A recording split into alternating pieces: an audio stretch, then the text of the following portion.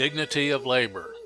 Labor, either of the head or the hand, is the lot of humanity. There are no exceptions to this general rule.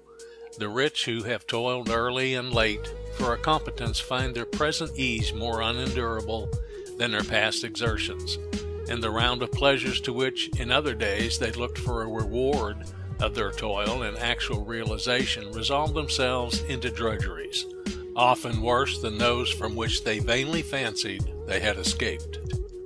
The king on his throne is beset with cares, and the labor he performs is ofttimes far heavier than any borne by the poorest peasant in his dominions. The high and low alike acknowledge the universal sway of labor, that which is thus the common lot of mankind and reigns with such universal sway cannot be otherwise than honorable in the highest degree. Labor may be a burden and a chastisement, but it is also an honor and a glory. Without it, nothing can be accomplished. All that to man is great and precious is acquired only through labor. Without it, civilization would relapse into barbarism. It is the forerunner and indispensable requisite to all the sweet influence of refinement. It is the herald of happiness. It makes the desert to blossom as a garden of roses. It whitens the sea with sails and stretches bands of iron across the continent. It is labor that drives the plow, scatters the seed, and causes the fields to wave in golden harvest for the good of man.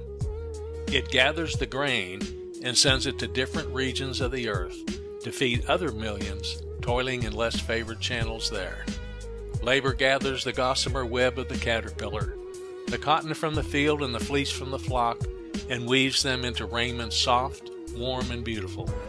The purple robe of royalty, the plain man's sober suit, the fantastic dress of the painted savage, and the furry coverings of Arctic lands are alike the results of its handiwork and proofs of its universal sway and honor.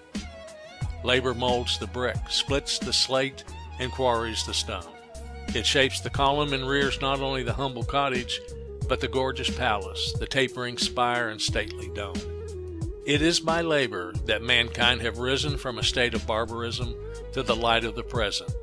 It is only by labor that progression can continue. Labor, possessing such inherent dignity and being the grand measure of progress, it is the most fitting that man should not taste life's greatest happiness, or wield great influence for good, or reach the summit of his ambitious resolves, save only as the result of long and patient labor. Life is a short day, but it is a working day and not a holiday. Man was made for action, and life is a mere scene for the exercise of the mind and engagement of the hand. A scene where the most important occupations are, in one sense, but species of amusement, and where so long as we take pleasure in the pursuit of an object, it matters but little that we secure it or not, or that it fades when acquired. Life to some is drudgery, to some pain, to some art, to others pleasure, but to all work. Let none feel a sense of sore disappointment that life to them becomes routine. It is a necessary consequence of our natures that our work and our amusements, our businesses and our pleasures should tend to become routine. The same wants, the same demands, and similar duties meet us on the threshold of every day. We look forward to some great occasion on which to display ourselves, some grand event in which to give proof of a heroic spirit, and complain of the petty routine of daily life. On the contrary, it is this succession of little duties, little works apparently of no account, which constitute the grand work of life. And we display true nobility when we cheerfully take these up and go forward content to labor and to wait.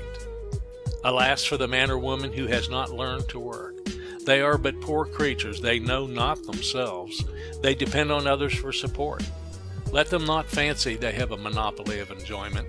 They have missed the sweetest pleasure of life, even the pleasure of self-reliant feeling, born of vanquished difficulties. They know not the thrill of pleasure experienced by him who carries difficult projects to a successful termination.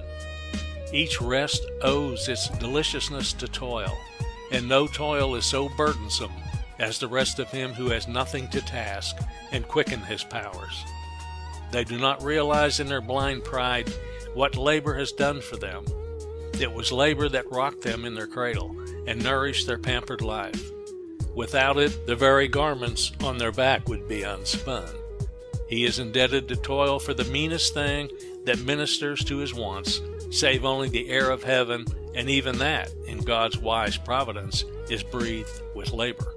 Labor explores the rich veins of deeply buried rocks, extracting the gold and silver, the copper and tin. Labor smelts the iron and molds it into 1,000 shapes for use and ornaments, from the massive pillar to the tiniest needle, from the ponderous anchor to the wire gauze, from the mighty flywheel of the engine to the polished purse ring or glittering bead. Labor hews down the gnarled oak, shapes the timbers, builds the ship, and guides it over the deep, bringing to our shores the produce of every clime. But mere physical manual labor is not the sole end of life. It must be joined with higher means of improvement, or it degrades instead of exalts. The poorest laborer has intellect, heart, imagination, tastes, as well as bones and muscles, and he is grievously wronged when compelled to exclusive drudgery for bodily subsistence. It is the condition of all outward comforts and improvements, whilst at the same time it conspires with higher means and influences in ministering to the vigor and growth of the mind. Not only has labor inherent dignity, but it is almost a necessity for mind as well as body. Man is an intelligence, sustained and preserved by bodily organs, and their active exercise is necessary to the enjoyment of health. It is not work, but overwork, that is hurtful. It is not hard work that is injurious so much as monotonous, fagging, hopeless work. All hopeful work is healthful, and to be usefully and properly employed is one of the great secrets of happiness. Most interesting is the contemplation of the victories achieved by the hand of labor, victories far grander than any achieved by physical force on the field of battle.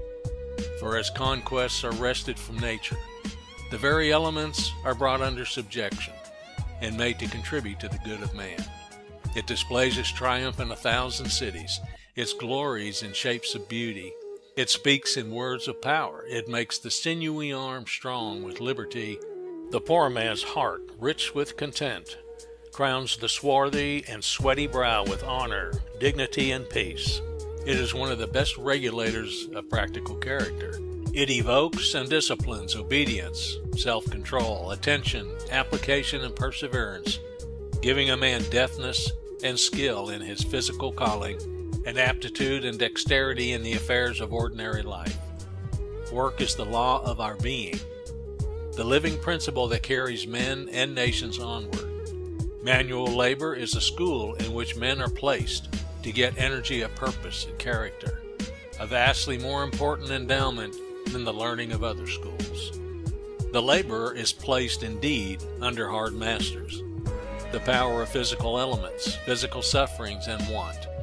But these stern teachers do a work which no compassionate, intelligent friend could do for us, and true wisdom will bless Providence for this sharp necessity.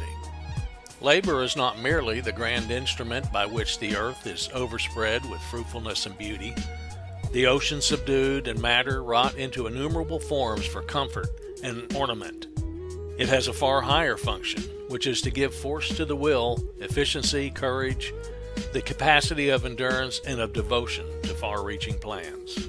We must ever remember that it is the intention only that disgraces, that all honest work is honorable. And if your occupation be not so high-sounding as you would like, still it is better to work faithfully at this until opportunity opens the door to something higher. Because you do not find just what suits you, to refuse to labor at all, to play the drone, is to act unworthy of yourself and your destiny. Neither is it beneath you to make yourself useful, regardless of what your position and wealth may be. A gentleman by birth and education, however richly he may be endowed with worldly position, cannot but feel that he is in duty bound to contribute his quota of endeavor towards the general well-being in which he shares. He cannot be satisfied with being fed, clad, and maintained by the labors of others without making some suitable return to the society that upholds it. It matters not what a person's natural gifts may be.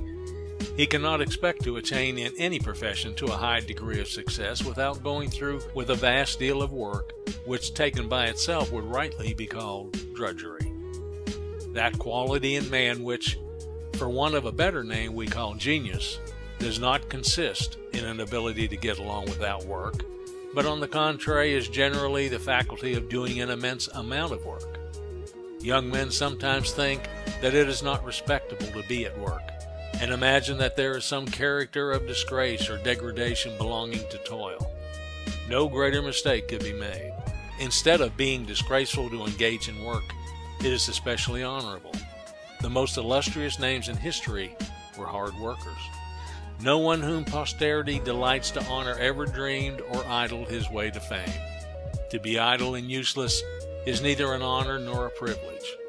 Though persons of small natures may be content merely to consume, men of average endowments, of manly expectations, and of honest purpose will feel such a condition to be incompatible with real honor and true dignity.